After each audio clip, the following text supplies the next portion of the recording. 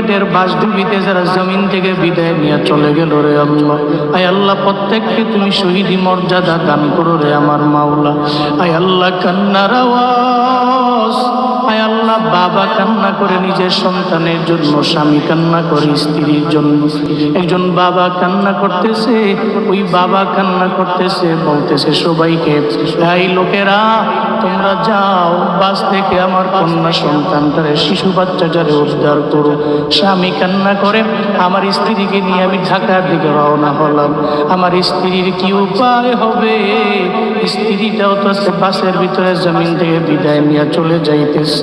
দয়ার আল্লাহ, আয় আল্লাহ যারা জমিন থেকে বিদায় নিয়ে চলে গেছে রে আমার মাওলা, প্রত্যেককে তুমি মাফ করে দাও, শহীদি মর্যাদা দান করে দাও রে আমার আল্লাহ। আয় আল্লাহ প্রত্যেকটা পরিবারকে তোমার হাতে দিয়ে দিলাম, জিম্মাদার হয়ে যাও রে আল্লাহ।